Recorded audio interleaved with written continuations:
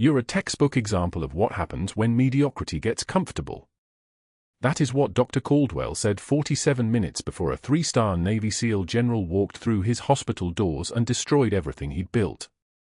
St. Michael's Hospital in Savannah hums with the usual night shift sounds, fluorescent lights buzzing overhead like angry wasps trapped in plastic, antiseptic tang coating the back of the throat, monitors beeping their steady rhythms in the ICU. Elena Martinez moves through the corridors like a shadow that knows exactly where it belongs. Her scrubs are pristine. Her charting is meticulous. Her face is an unreadable mask that gives nothing away, the kind of calm that comes from having already survived the worst that the world can offer. She's been a night nurse at St. Michael's for 18 months, and nobody really knows her beyond her punctuality, her competence, and the fact that she never complains about double shifts or the worst assignments. The charge nurse, Sandra, always tries to engage her during the shift briefing. Small talk. Questions about her weekend. Elena answers politely but not expansively. Fine, thank you. That's the extent of it. Sandra has stopped trying. Most of the younger nurses assume Elena is just quiet by nature, maybe introverted, maybe dealing with something personal at home. What they don't see is the way her eyes move through a room like she's mapping exits and threats, cataloging which staff members are competent and which ones will panic under pressure. What they don't notice is her left leg, which carries her weight differently than the right one, a barely perceptible limp from a 7.62mm round that passed through her thigh in Tikrit 14 years ago. The scar tissue pulls slightly when she stands for more than 6 hours, but she never mentions it. Never asks for a chair. Never sits down unless her shift is technically over. When Elena reaches into her scrub pocket for hand sanitizer, her fingers brush against something else entirely. The tarnished military challenge coin. She touches it once, just once, a habit so ingrained it's become muscle memory. The coin is from 3rd Battalion, 5th Marines, Dark Horse Company, dated 2010.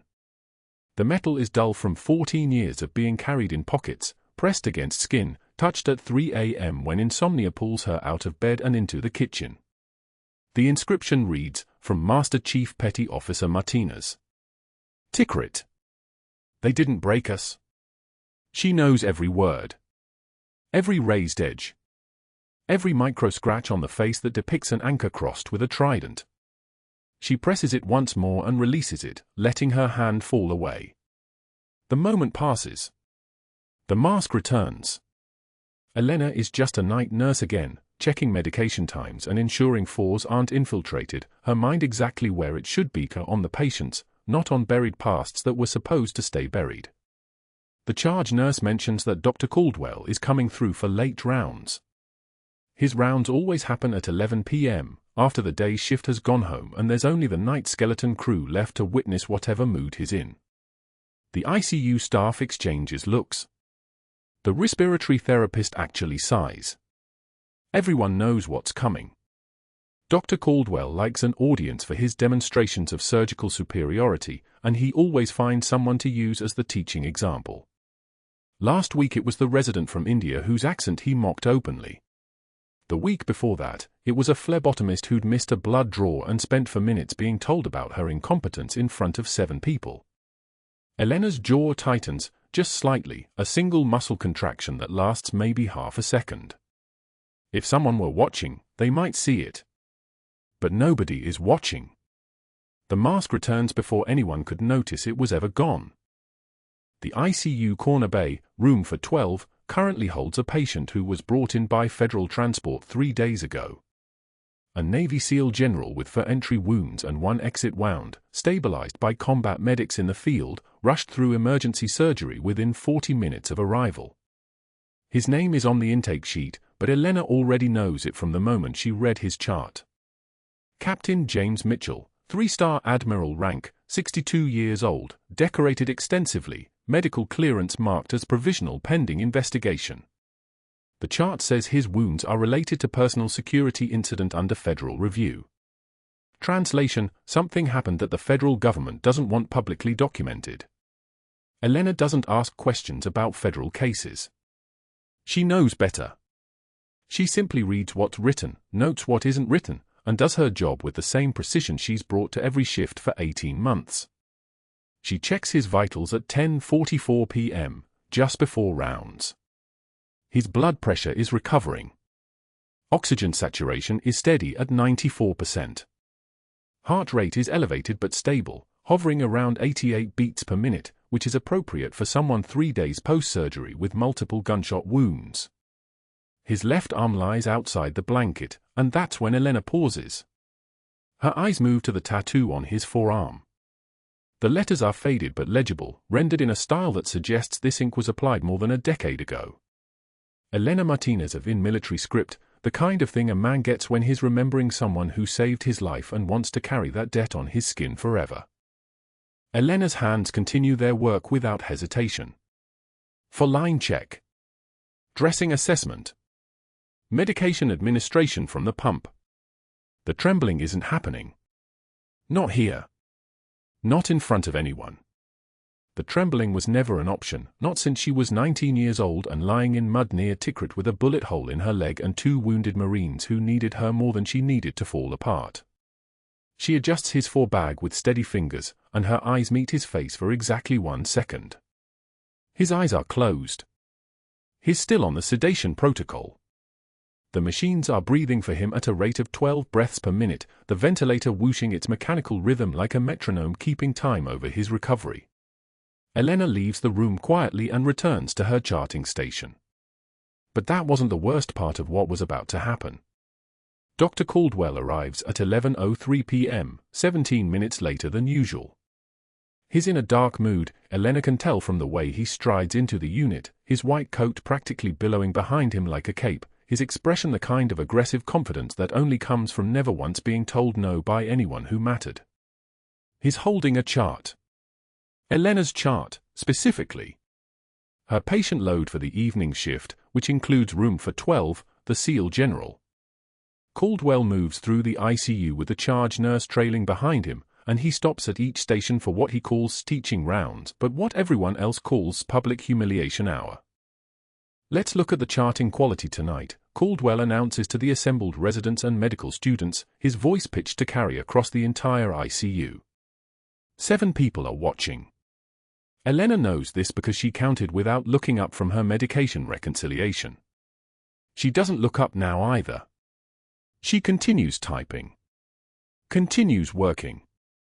Her composure is a fortress, and she will not give him the satisfaction of seeing her react. Caldwell opens Elena's charting on the computer at the nurse's station, right in front of her. Here's a textbook example of what happens when a nurse becomes complacent about documentation standards. Look at this. He points at her entries. Vitals recorded at appropriate intervals. Medications administered and documented with exact times. Intake and output balance to the milliliter. Dressing assessments with photographic precision. He pauses, and Elena can feel his eyes move to her face. She keeps her head down. The problem, of course, is that this level of detail is excessive. Obsessive. It suggests someone who's either trying too hard to compensate for incompetence elsewhere, or who's got something to hide. The residents laugh. Uncomfortable, nervous laughter, the kind that happens when a superior makes a joke and everyone knows they should respond even though nobody actually thinks it's funny. Caldwell's eyes linger on Elena for a moment, and something shifts in his expression. Not quite anger. More like recognition. Recognition that Elena's meticulous documentation is actually a threat to him, though he would never admit it, and none of the residents would ever understand why their supervisor is suddenly focused on destroying the credibility of a nurse he's never mentioned before. What happened is this, Caldwell continues, addressing the group but keeping his attention on Elena. Obsessive attention to detail in charting usually indicates someone who's trying to build a paper trail. Someone who wants their records to be bulletproof in case something goes wrong. Which makes me wonder what she's worried about. What she thinks is coming. He closes the chart and steps closer to her station. Elena, isn't it? Where did you work before this? Elena continues her medication reconciliation. 3 seconds pass. 4. Then she answers, her voice exactly as calm as if they were discussing the weather. 3 different facilities over 12 years prior to St. Michael's. 3 facilities in 12 years. Caldwell repeats this like it's damning. That's a lot of movement. People don't usually jump around that much unless something happened at one of those places. Some kind of incident. Elena finally looks at him. Her eyes are the color of a stormy Atlantic, and her expression doesn't change. I was relocating for personal reasons. Caldwell nods, and Elena can see him filing away this information, storing it somewhere in his mind for later use. Well, I'm going to need you to understand that this level of documentation is actually considered a red flag in most hospital systems. It can indicate paranoia, poor judgment, the kind of person who thinks they're smarter than the protocols designed to protect patients. He straightens his white coat. I'm sure you understand. Elena returns to her work. Understood. The rounds continue. He moves to the next patient station, the next nurse, the next opportunity to assert dominance over someone with less power than him. Elena's jaw has tightened again, just slightly. Her fingers curl around the pen she's holding. But her voice doesn't shake. Her hands don't tremble. And when he's gone, 15 minutes later, she simply sets the pen down and returns to her evening tasks as if nothing happened.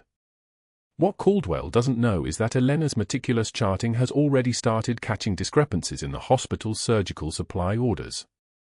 Small things. A pattern that doesn't add up.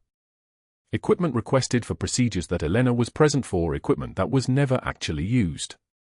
The phantom orders that Caldwell has been arranging with a medical equipment vendor named Richardson Medical Solutions, a company that's been cutting kickbacks into his personal account at the rate of $12,000 per month for the past 8 months. Elena hasn't consciously realized what she's found.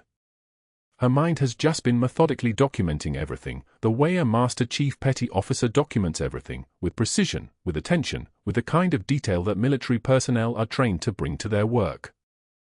The rest of Elena's shift passes without incident. She checks on room for 12 3 more times.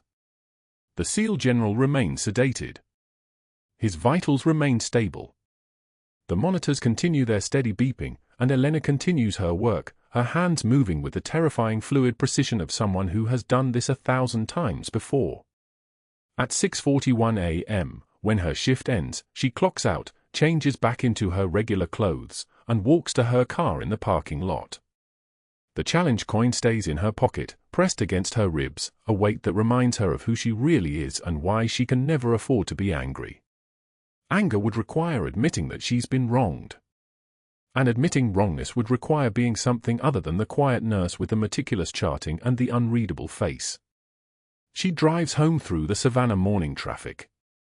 The sun is rising over the Spanish moss hanging from the oak trees, painting the city in shades of gold and amber. Elena drives with both hands on the wheel, eyes forward, her expression unchanged. Nobody who sees her would guess that she's thinking about a man in room for 12 with her name tattooed on his forearm.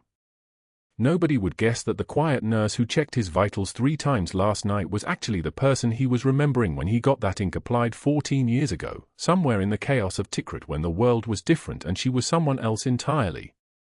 What none of them could possibly know is that the collision between Elena's past and her present was about to become unavoidable.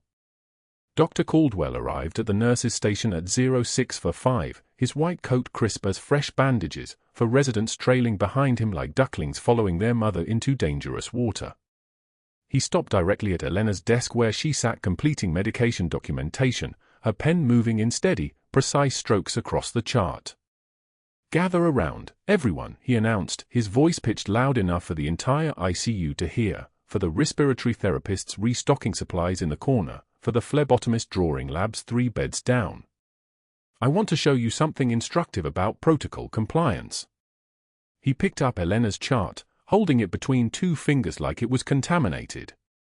"This," he said, tapping the page with theatrical concern, "is what we call a textbook example of outdated triage protocols.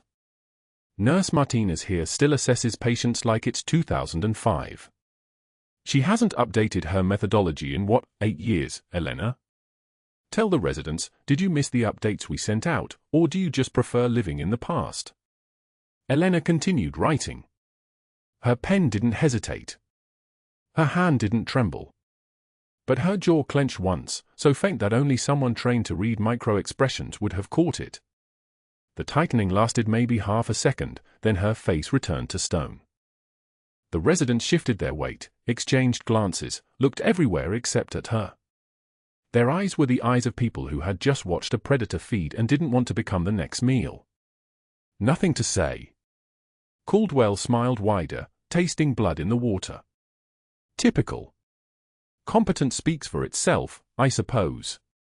Or in this case, the complete lack thereof. He turned to the residents, spreading his hands as if disappointed by a child's test score. This is what happens when you rest on outdated credentials. You become irrelevant. You become a liability. He set the chart down on her desk with deliberate care, letting it sit there like a verdict. Keep that in mind as you advance through your careers. One day of complacency and you'll be exactly like her, pushing patients around on a night shift, wondering where your career went. An hour later, Elena stood at the break room vending machine, inserting quarters into the slot with mechanical precision. Coffee was 0.95. She had exact change. Caldwell walked in with two other physicians, his voice carrying across the small room with the precision of a man who had rehearsed his lines in the mirror. "Oh, Martinez. I should warn you, we've had reports of theft from these machines. Coins going missing, items disappearing." He paused, letting the implication hang in the recycled air. "I'd hate for anyone to get the wrong idea about you. Like what happened at your last place." Elena's hand paused for one moment on the button. Just one. Then she pressed it and the machine hummed, dispensing her coffee into the paper cup with a mechanical wheeze. In fact, Caldwell continued, pulling out his iPhone and making a show of typing something into the Notes app. "I've already called security. Ask them to keep a careful eye on this area. Keep track of who comes in, who goes out, who might be having financial difficulties." He looked up at her, his expression a masterclass in false concern. "Can't be too careful with personnel who have gaps in their employment history. You understand, I'm sure. People with unstable work records sometimes develop unstable behaviors." The two doctors beside him exchanged uncomfortable glances, the way people do when they're watching someone be executed and don't want to be splattered with blood. Elena retrieved her coffee. The cup was hot enough to sting her fingers through the paper, but her face didn't register it. She turned and walked past Caldwell without a word, without acknowledgement, without the slightest deviation from her course. Her shoulders didn't tense. Her breathing didn't change. She was a stone wall with a stethoscope and a cup of bad coffee, moving through the break room like a ghost that already knew it was dead. But that wasn't the worst part.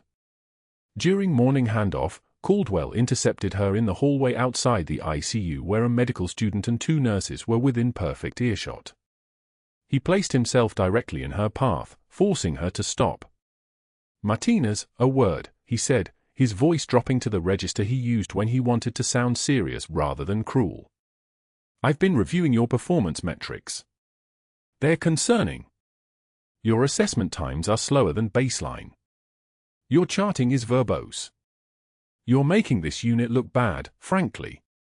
I've started documentation for your personnel file. Consider this your informal warning." He paused, letting his eyes move over her face like he was cataloging weaknesses. "One more incident and we'll have to escalate this to HR. You understand what that means for someone in your position." Elena met his eyes for exactly 1 second. Her face was a locked door. No anger, no fear, no desperation. Just the flat calm that comes from having already survived worse than anything a hospital administrator could threaten. She nodded once, a small precise movement, and continued past him toward the locker room. Behind the closed metal door where the fluorescent lights buzzed like dying insects, she leaned against the cold surface and closed her eyes. 5 seconds. That's all she gave herself. 5 seconds to feel the weight of 23 years pressing down on her chest, 5 seconds to feel the rage that lived in her sternum like a second heartbeat, 5 seconds to remember that she had carried wounded soldiers through fire and this man was nothing, less than nothing, a mosquito she could swat with one hand. Then she straightened. Splashed cold water on her face at the sink, watching the drops fall like small defeats. The water was ice cold. She let it run down her neck, into her scrubs, grounding herself in the sensation. Physical. Real. Something she could control. Her reflection in the mirror was unreadable. Good. She returned to the floor with the same expression she always wore, the mask that had kept her alive in Tikrit and would keep her employed in Savannah, at least for another day. The shift was supposed to end at 0700. Elena had already written her final notes for the evening, had already prepared the day's shift nurses with report cards and vital signs and medication schedules. She was 30 minutes from freedom, 30 minutes from her apartment and her daughter, and 8 hours of dreamless sleep. At 0300, the general's monitor began shrieking. The sound cut through the ICU like a blade through silk. Elena was at his bedside before the alarm finished its first wail, her body moving on muscle memory older than her nursing license. His neck veins were distended like ropes pulled tight. His blood pressure was dropping in real time on the monitor, 90/50, 85/45, 80/40. His heart sounds were muffled, as if someone had wrapped gauze around his cardiac chambers. Beck's triad. Cardiac tamponade. The blood from his surgical wound had pooled into the pericardial sac, the membrane surrounding his heart, compressing it like a fist slowly closing. The resident on call stumbled in, his face the color of old hospital linoleum. Should I page cardiothoracic? Should I call the surgeon? His hands were shaking visibly. No time, Elena said. Her voice had dropped an octave, all the deference burned away. Not a question. Not a suggestion. A statement of medical fact. He'll arrest in 90 seconds. She was already moving, her hands already finding what they needed without her brain having to instruct them. A spinal needle.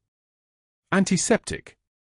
Her fingers located the subxiphoid angle, the landmarks where the needle would thread between his ribs, toward his left shoulder, into the pericardial space. The resident watched as though watching someone perform surgery with their bare hands. Elena prepped the site in 3 efficient swipes. The smell of iodine filled the space between them, sharp, acidic, the smell of medical possibility. She advanced the needle at a 45-degree angle, her hand as steady as surgical steel, and felt the subtle give as the point entered the pericardial sac. She aspirated. Dark blood flowed into the syringe. 40 cc, 60 cc, 80 cc of fluid that had been slowly crushing the general's heart, suffocating the most powerful organ in his body. With each cc drawn, his blood pressure climbed. His heart sounds cleared. The monitor's shriek became a steady rhythm again, the beep-beep-beep of a heart no longer drowning in its own blood. 120 seconds. Start to finish. That was, the resident whispered, his voice unstable, that was incredible. I've never seen anyone do a pericardiocentesis that fast outside of a level 1 trauma center. Where did you learn to do that? Elena was already securing the catheter, already documenting the procedure in her precise, meticulous handwriting. The same writing that didn't matter to Dr. Caldwell, the same charting that would be used as evidence against her if she ever got the chance to defend herself. Call the surgical team for a pericardial window. He's stable for now, but he needs a surgeon to prevent this from happening again. She didn't mention that she'd performed this procedure 11 times in the field. She didn't mention Tikrit or the fight or the moment she'd done exactly this to keep this exact man alive 14 years ago when his call sign was Reaper and blood was the most common fluid in her field medical kit. She didn't mention that the tattoo on his forearm, the one with her name on it, was the reason his family would remember her face even after he died. The general's vitals held steady. Elena charted the intervention with the calm of someone who had learned that composure was the only weapon that never ran out of ammunition. Then she heard the stairwell door. Footsteps. Wrong footsteps. Too tactical, too coordinated, too deliberate. The emergency exit that should have been alarmed opened without a sound, the kind of soundlessness that only happened when someone had disabled the mechanism. 2 men in dark tactical gear stepped into the ICU. Elena saw the suppressed pistols before anyone else did because she had been trained by the United States Navy to see the things that killed people, and these men were carrying death at their sides like other men carried watches. Her body moved before her conscious mind finished the calculation. She stepped between the general's bed and the approaching threat, her hand reaching for the crash cart, her body becoming a barrier of muscle and bone and sheer will. "This is a restricted area," she said quietly. Her voice was a sniper's whisper, calm, precise, the voice of someone who had made peace with her own mortality. "You need to leave." The first man raised his weapon. The suppressor caught the fluorescent light. "Step aside," he said, and his voice had the flat effect of someone who had killed enough times that killing had become a job like any other. "This doesn't concern you." Elena's fingers touched the challenge coin in her scrub pocket. The tarnished one from Tikrit. The one that had stopped shrapnel from her third vertebra 14 years ago, the one she had kept because some things you don't survive, you just carry them forever. "No," she said. And then she kicked the crash cart into the first shooter with the precision and force of someone who had learned physics through kinetic application, and everything went red. The monitor shrieked at 0300. One long wail that cut through the ICU like a blade. Elena's eyes snapped open. She was 3 rooms away, charting vitals at the nursing station, and she moved before her brain caught up, pure muscle memory, the kind that gets forged in places where hesitation means someone dies. Her feet were already moving when she registered the rhythm on the bedside monitor flatline into a desperate, chaotic blur. The general's room. Her patient. She was through the doorway in 4 seconds. The resident on call, a young man named Peterson who had carefully avoided her eyes after Caldwell's rounds, stood frozen at the foot of the bed, staring at the monitor as if the numbers might spontaneously correct themselves if he wished hard enough. His hands hung at his sides. His mouth was open. Elena didn't waste words. "Cardiac tamponade." Peterson blinked. "What?" She was already moving to the bedside, her fingers reading the patient's chest wall like braille, assessing pressure, checking for the muffled heart sounds that confirm what the clinical picture screams. Distended neck veins even lying flat. Blood pressure collapsing. Oxygen saturation tanking despite the ventilator pushing air into his lungs. The emergency surgery had controlled the bleeding in his chest cavity, but somewhere in the hours since, that wound had wept. Blood pooled not in the chest cavity itself but in the fibrous pericardial sac surrounding his heart, constricting it like a fist, choking it off. Pericardiocentesis. Now. Elena's voice had dropped into a register that made Peterson's head snap up. "Get me an 18-gauge spinal needle. Sterile field. For setup for fluid resuscitation. Move." Peterson didn't move. Elena's hands were already moving for the crash cart beside the bed, muscle memory overriding everything, the humiliation from rounds, the security guard watching her, Dr. Caldwell's voice in her head calling her outdated and incompetent. That voice meant nothing right now. The tattoo on this man's forearm meant everything. Her name.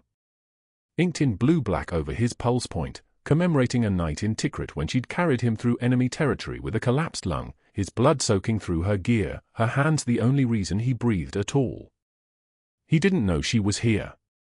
He didn't know the woman he'd been searching for, the one he'd commissioned that tattoo to remember, was the quiet night nurse he'd never noticed. She grabbed the spinal needle herself. The wrapper crackled as she opened it, a sound sharp as a gunshot in the compressed silence of the code.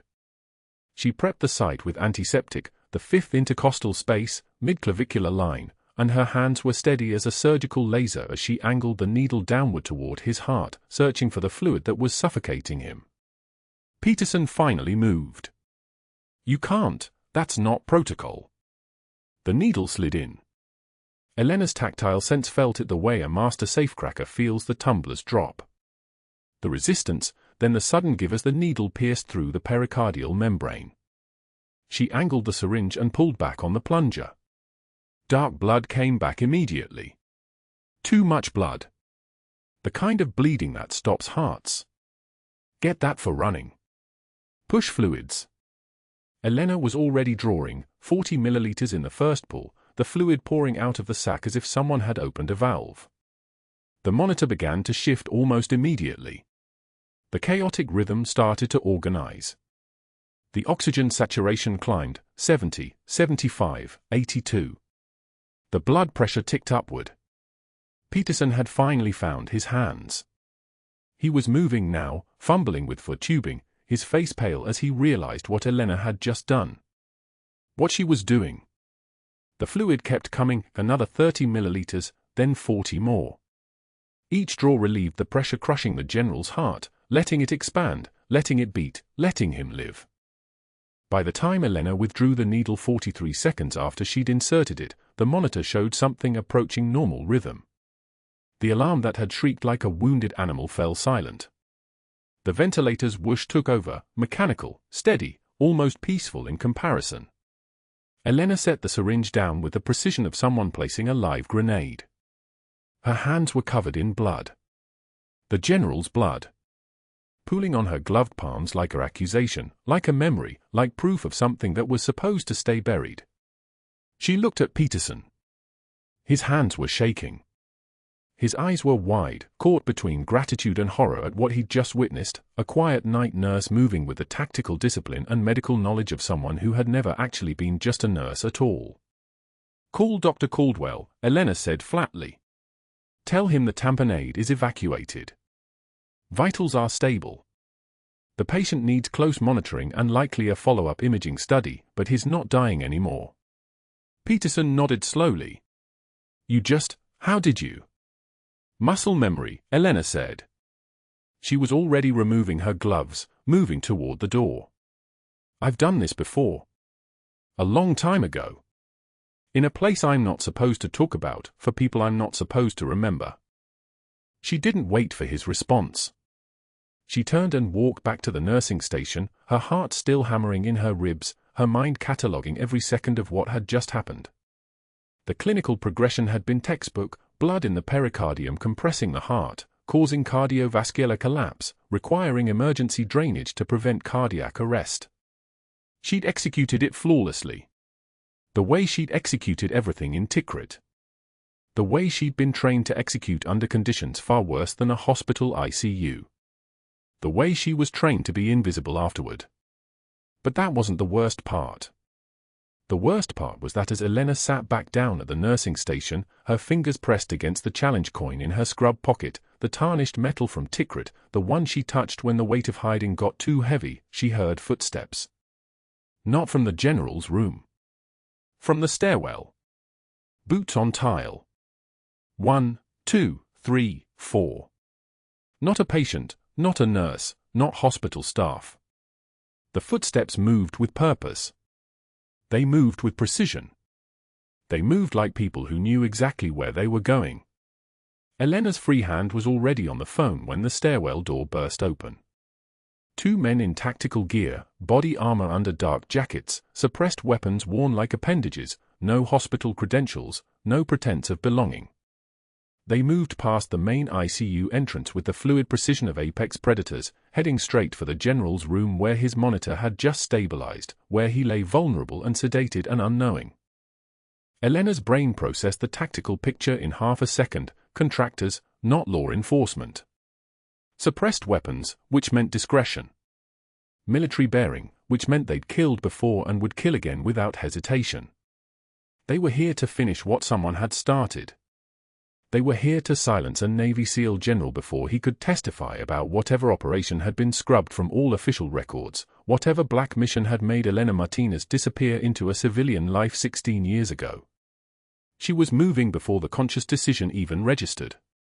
Slamming her hand down on the code blue button. The alarm system erupting. Her feet carrying her back toward the general's room even as every tactical instinct screamed at her to run, to stay hidden, to let someone else be the hero because heroes got caught and caught meant exposure and exposure meant everything she'd built here came apart. The first contractor turned toward her as she burst into the general's room. His weapon was already coming up, the suppressor a small dark eye that looked like nothing and could end everything. Elena kicked the crash cart. Not gently. Not like a nurse protecting her workspace. Like a master chief petty officer who had learned how to apply force as a mathematical equation. The cart went rolling, its metal frame catching the first contractor's legs, throwing his trajectory sideways just as the suppressed weapon coughed, a sound like someone had stepped on a cat, soft and final. The round punched through the wall behind where Elena's head had been half a second before. "No," she said. And then she kicked the crash cart into the first shooter with the precision and force of someone who had learned physics through kinetic application, and everything went red. The second contractor was already firing, moving left to angle around her. Elena threw herself between him and the general, her body an instrument, a shield, a weapon. The muffled crack of the suppressed round struck her left shoulder and pain exploded like someone had poured boiling water through her bones. She felt the wet heat of blood immediately, felt her arm drop, but her right hand was already reaching for anything, the code cart, the monitor, anything within arm's reach that could be thrown or used. She grabbed the defibrillator paddles.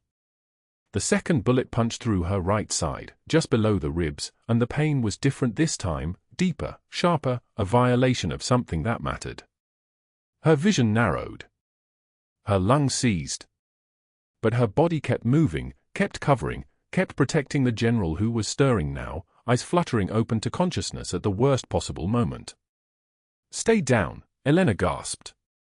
The third round came fast, aimed at her chest, aimed at ending this, and Elena felt the impact against her breast pocket where the challenge coin lived, the tarnished metal from Tikrit, the one piece of her old life she'd never been able to let go of. The coin deflected the round just enough, just barely, and the bullet exited her upper chest at an angle instead of straight through her heart. Her ribs cracked. The force drove the air from her lungs completely. She couldn't breathe. She kept her body between the shooters and the patient anyway, pressing the general into the mattress, using her weight, her blood, her shattered ribs as a final barrier because that's what you did. That's what you did when someone had trusted you in the dark and you couldn't let them die. Footsteps thundered down the hallway. Security burst through the main ICU doors, their presence finally enough to send the contractors fleeing through the stairwell door like smoke. Elena heard the crash of the stairwell door slamming. The sound of running feet disappearing down toward ground level. The realization that she'd protected him, kept him breathing, kept him alive. Then the room tilted. Then the lights got very far away. Then Elena Martinez, Master Chief Petty Officer, collapsed beside the general's bed and let the darkness take her, the challenge coin still pressed against her broken ribs, her blood pooling beneath her, the last thing she saw before the world went black, that impossible tattoo, her own name, written in ink on a man's forearm, commemorating a promise she was supposed to have never made. The fluorescent lights above the ICU monitor station buzzed their mechanical hum as the general's EKG traced its steady rhythm across the screen. Elena stood at the bedside, checking the dressing on his chest wound, her movements precise and economical like a dancer who'd performed this choreography 10,000 times. The ward was quiet at 0300, that deep hospital silence where only the ventilators and monitors spoke. She was thinking about her daughter's homework, about whether Sophia had finished the third-grade math assignment, when the stairwell door at the far end of the corridor exploded inward.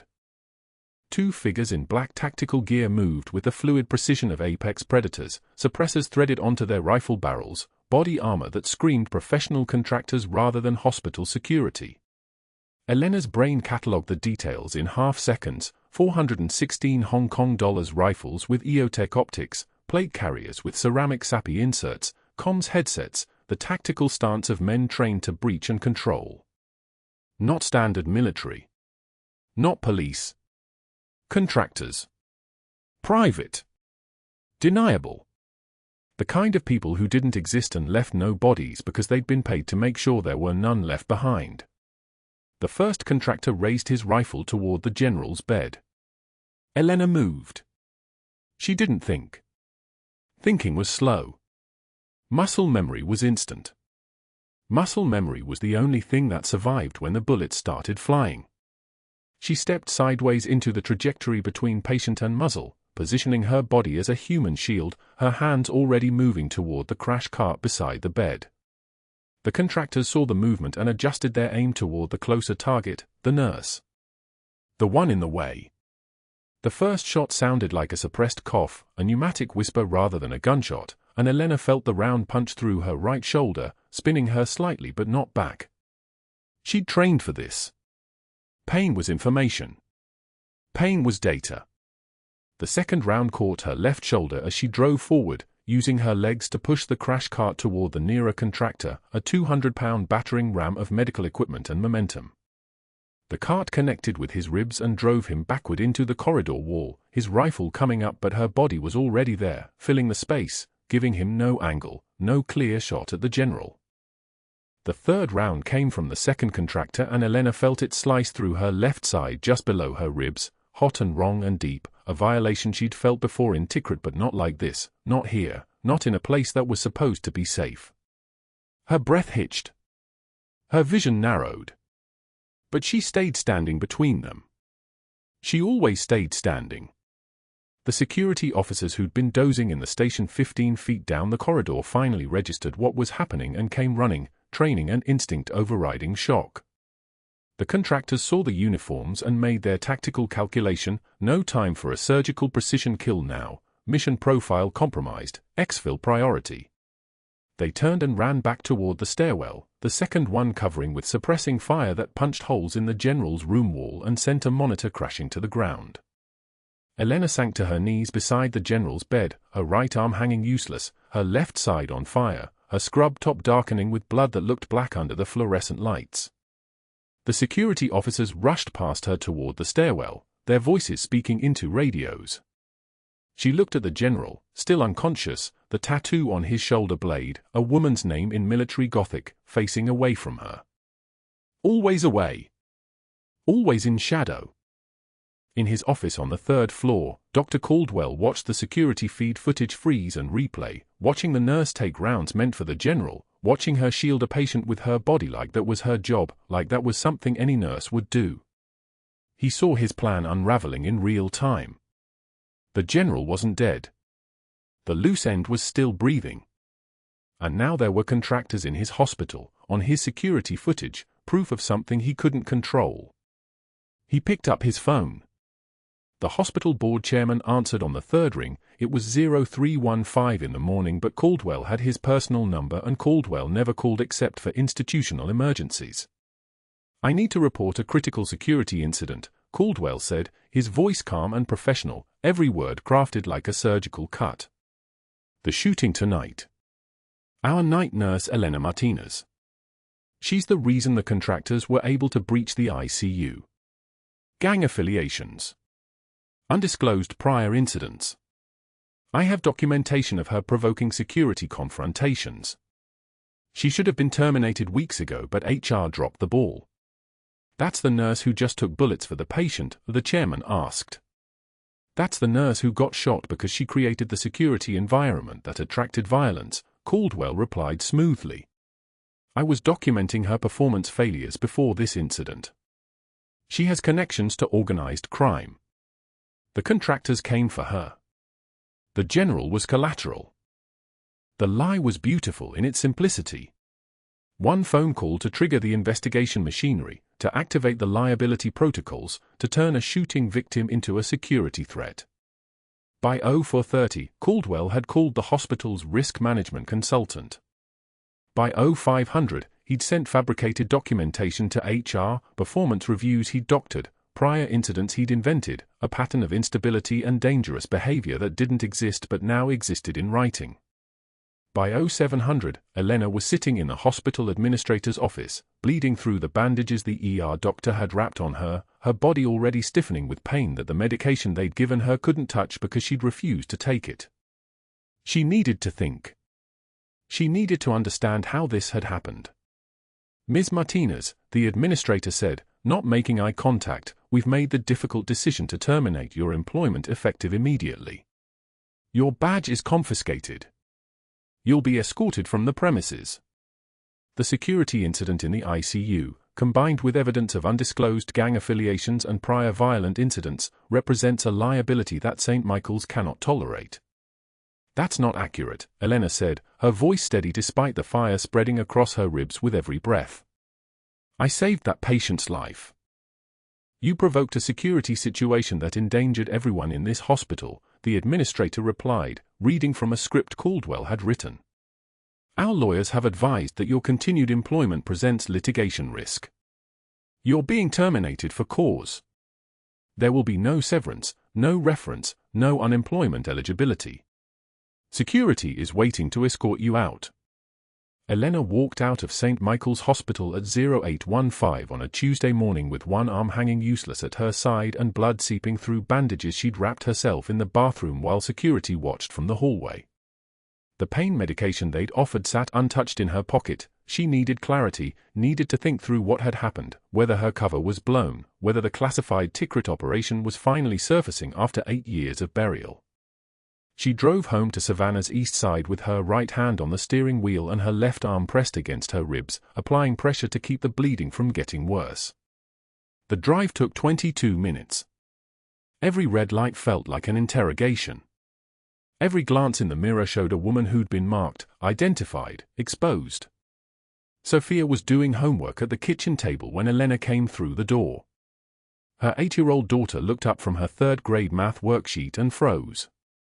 Mama? Why are you home? Why are you bleeding? Elena sat down at the table across from her daughter and felt the last wall she'd built collapse. Her hands were shaking, not from fear, but from the effort of holding it together, from the weight of everything that had been buried and now was surfacing all at once. Tears ran down her face, silent and unstoppable. Mama can't go back to the hospital, baby, Elena said, her voice breaking on the words. I can't help people anymore. Sophia didn't understand. Her mama was the strongest person in the world, the woman who never cried, who always had answers, who could fix anything. Did you do something bad? Sophia asked, her small voice frightened. No, Elena whispered. No, I saved someone. I saved someone and it got me fired. Sophia brought paper towels with trembling hands, trying to help, trying to comfort her mother the way her mother had always comforted her. Elena pulled her daughter close and held her, breathing in the scent of pencil lead and childhood, feeling the weight of everything she'd sacrificed, everything she'd buried, everything she couldn't explain. The challenge coin sat on the nightstand that night as Elena lay in bed unable to sleep, unable to move without pain lancing through her side. The tarnished metal caught what little light came through the window, dented now where a bullet had struck it, saved only because she'd pressed it against her ribs out of habit, out of memory, out of some instinct she didn't fully understand.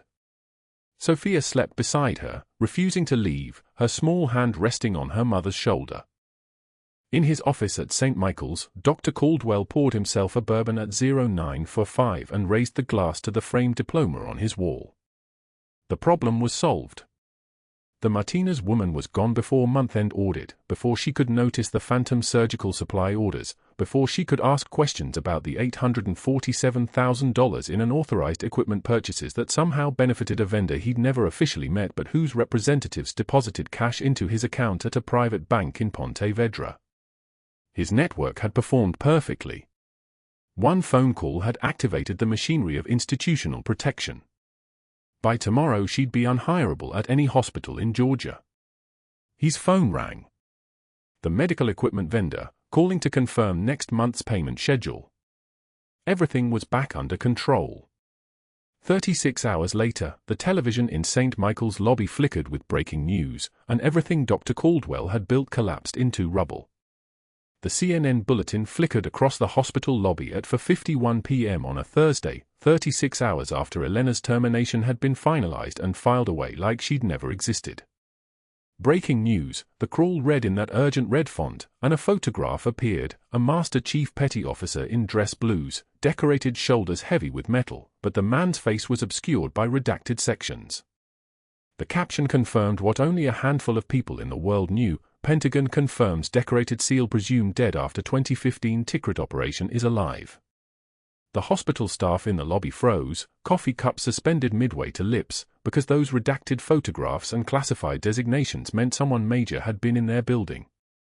Someone the government had declared dead for 8 years. In the ICU, the general's eyes opened at exactly 5:12 p.m., his consciousness returning in layers, first the beeping, then the white ceiling, then the crushing memory of his chest wound and the face of a woman with steady hands and military bearing pushing a needle between his ribs. His hand moved to the bandage on his chest, feeling the outline of gauze beneath the hospital gown, and the monitoring equipment recorded his vitals spiking as cognition flooded back. His eyes found the call button, and when the resident appeared 60 seconds later, the general's voice came out rough but commanding. "Get me a name." "The night nurse on the 18th of July, the woman who did the emergency procedure." "I need confirmation." The resident hesitated, unsure why a SEAL general was demanding information about a nurse who'd been fired that morning, but the voice that asked the question wasn't making a request. It was an order. "Her name was Elena Martinez, sir. But she was terminated this morning, terminated. Find her." The resident was already moving, pulling up the personnel file, and the name on that screen made something in the general's chest tighten beyond the surgical pain. Elena Martinez. The woman who'd carried him 3 miles through enemy territory in Tikrit with his lung collapsing against her shoulder, the woman he'd had tattooed on his forearm 8 years ago as a memorial to someone the government said he'd never known, the woman who'd disappeared into classified silence and buried graves. The same woman had saved his life twice. Once in the desert. Once in an ICU in Savannah. That wasn't coincidence. That was a signature. By 6:13 p.m., the general was sitting up in bed demanding a wheelchair, for lines trailing like military cables, and refusing pain medication that would cloud his thinking. The orderlies tried to stop him, but he was a 3-star general and a SEAL, and when he moved toward the elevator, they moved with him rather than against him. The descent to the emergency department took 90 seconds. The glass doors to the ER slid open like the aperture of a camera lens, and he rolled himself through with the posture of a man who'd commanded entire operations from hospital beds before. A crowd formed within minutes, administrators, residents, nurses, all wondering why a decorated officer in a wheelchair was making his way to the center of the emergency bay. The general asked for silence once, and received it. Then he began to speak, his voice steady as artillery fire. "Elena Martinez. Master Chief Petty Officer, United States Navy. 3 Navy crosses for valor in the face of the enemy. 2 Purple Hearts for wounds sustained in combat. 14 documented combat medical saves in Tikrit and surrounding operational areas. 1 classified Black Ops mission in 2015 where her unit was ordered scrubbed from all official records, personnel designated as non-existent for security purposes." He paused, letting each commendation settle into the air like a grenade's weight in a soldier's hand. "This woman was fired from this hospital this morning. For protecting me. For saving my life." He raised his right forearm, the skin marked with 3 words tattooed in military script, "Elena Martinez, Master Chief. I had this placed on my body 8 years ago as a memorial to someone I believed was dead.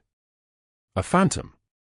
Someone who'd carried me out of Tikrit with a collapsed lung, who'd disappeared into classified silence, who never got credit for being extraordinary because the mission was never supposed to exist." The room had gone so quiet you could hear the fluorescent lights humming their electric song. "I was wrong about one thing. She's not dead. She was working night shift in the ICU of this hospital. And when I arrested this morning, she performed an emergency pericardiocentesis under combat conditions while 2 armed contractors opened fire on my position. She took 3 bullets. She cracked her ribs. She saved my life while bleeding out on a hospital floor." The security guard standing nearest to the general's wheelchair was a former Marine, a man who'd served in Anbar province and recognized the markers of combat in a woman's bearing the way other people recognized accents. He'd been in the hallway when Elena had performed her routine charting 3 days ago, when Dr. Caldwell had made his cutting remarks about protocol. The guard had seen her hands, scarred, steady, capable, and something in his recognition synapses had fired. Now, watching the general testify to her valor, something locked into place. The guard stepped forward and rendered a sharp salute toward the disabled physician, speaking with the formal clarity of military address. "That's Master Chief Martinez," he said, his voice carrying the weight of confirmation, of witness, of truth finally breaking surface after 8 years underwater. The lobby erupted. Phones came out. The news that had been breaking on national television was now breaking in real time inside St. Michael's emergency department, and the hospital's entire institutional knowledge of Elena Martinez rewrote itself in 60 seconds. The hospital CEO appeared within minutes, having been called by the administrator who'd called the board chairman who'd been pulled from a development lunch. The CEO's face cycled through expressions as the general continued to speak, and by the time he reached the part about fabricated evidence and strategic termination, the CEO's jaw had tightened into a line of institutional liability. The CEO turned to the administrator beside him and spoke with the precision of someone protecting hospital assets. Suspend Dr. Caldwell effective immediately, pending investigation into conduct unbecoming a physician. Contact legal. Contact HR, contact our insurance carrier. It wasn't a request. It wasn't even a pause for questions. And find Master Chief Martinez. I need to speak with her today. Dr. Caldwell was in his office when security called with the news. The general had woken up. The general had identified Elena as the woman he'd mentioned. The general had spoken her military rank and commendations to the entire emergency department, and now there was a CNN ticker running Elena's photograph alongside his own. His hands began to shake, the bourbon glass slipping against his palm, the smooth mahogany of his desk suddenly feeling insubstantial beneath his fingertips. He tried to call the board chairman, tried to call the risk management consultant, tried to activate the network he'd spent 15 years building, but his calls went to voicemail. His email filled with messages from colleagues requesting distance. The residents he'd trained began to unfriend him on social media within the hour.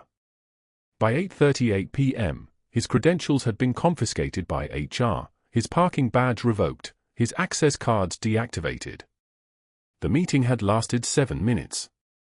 But the real destruction arrived in video form at 8:56 p.m. when someone in that emergency department lobby uploaded the security footage to a major news outlet.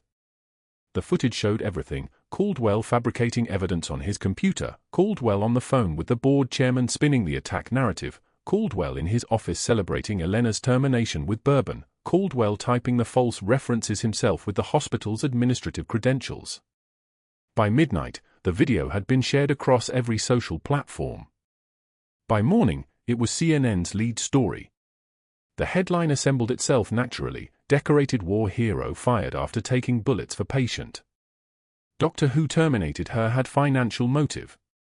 The hospital's audit triggered that same morning, and the financial investigators found what Elena's meticulous charting had been getting dangerously close to uncovering: phantom surgical supply orders totaling $340,000, inflated billing codes, kickback arrangements with vendors whose names appeared nowhere in official purchasing records. The house of cards began its collapse, and everyone who'd helped construct it scrambled for the exits. But the wound that cut deepest came 72 hours later when Dr. Richard Pemberton appeared on CNN.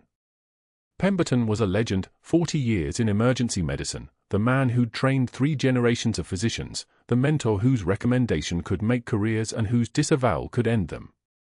His voice, when he spoke, carried the weight of institutional authority.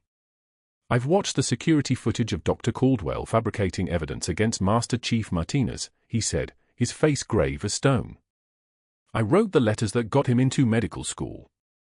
I championed his career for 15 years. And I was wrong. I enabled someone who viewed patients as profit centers and colleagues as obstacles. I formally recommend to the licensing board that his medical license be permanently revoked. The words landed like an artillery round. Caldwell's phone rang continuously after that, reporters, investigators, lawyers, his wife's attorney finally calling with divorce papers. His daughter's private school suggested alternate enrollment. The medical licensing board suspended his license pending formal revocation. Within 9 days, his entire professional identity had disintegrated, and 6 months later, he stood at a folding table outside a strip mall in North Charleston, selling supplemental insurance policies to skeptical retirees, his medical degree worthless, his network demolished, his name a cautionary tale whispered in every hospital ethics seminar in the Southeast. Meanwhile, Elena Martinez stood in her new office at the Savannah VA Hospital, Director of Emergency Medicine embroidered on her white coat in lettering she'd thought she'd never wear again. The window overlooked the emergency bay where ambulances arrived with veterans who carried the same ghosts she carried, who understood combat trauma in their bones. Her shoulder ached where the bullet had torn through, it always would, and her ribs protested when she breathed deeply, but she was alive and she was working. Her daughter had visited last week, eyes wide as staff members stood straighter when Elena walked past, as doctors asked her opinion on complex cases, as a Marine Corps veteran in the waiting room saw her rank insignia and stood at attention until she told him at ease. The challenge coin on her desk was polished bright, placed there this morning by the general during his weekly physical therapy appointment. It matched the tarnished one she kept at home, the one that had stopped the fourth bullet, the one that proved Tikrit was real even when all the records said it never happened. The general would be cleared for duty within weeks, his testimony to the closed congressional committee having finally acknowledged the classified operation that had been buried for 8 years. He left a new coin every week, building a collection that told stories she still couldn't fully discuss. When he knocked on her office door this afternoon, the question he asked was the one he'd been carrying since he woke up. "Master Chief, I need to know. In Tikrit, when you carried me out, why didn't you tell me who you were when you started at St. Michael's? You knew it was me the moment I arrived." Elena was quiet, her fingers touching the polished challenge coin. "Because the mission was classified, sir. Because I was ordered to disappear. Because some things matter more than recognition." The general nodded, understanding the loneliness of being a ghost. "You saved me twice. Once when the world was watching, and once when no one knew who you were. That's the definition of heroism, Master Chief." Elena met his eyes and allowed herself a small smile. "True heroism is what you do when the world stops watching, sir." He rendered a salute. She returned it with precision. Then he was gone, cleared for deployment, and Elena turned to her patient charts where veterans waited for someone who understood. Her daughter would be home in 4 hours. Tonight they were getting pizza. The tarnished coin sat in its shadow box at home. The polished coins accumulated on her desk at work. And Elena Martinez moved forward into a life where she could finally be both the hero she was and the nurse she chose to become. If Elena's story resonates with you, please like this video, subscribe to this channel, and leave a comment. Tell us about a time you were underestimated by someone who didn't know your true value. We'll feature the best comments in our next episode.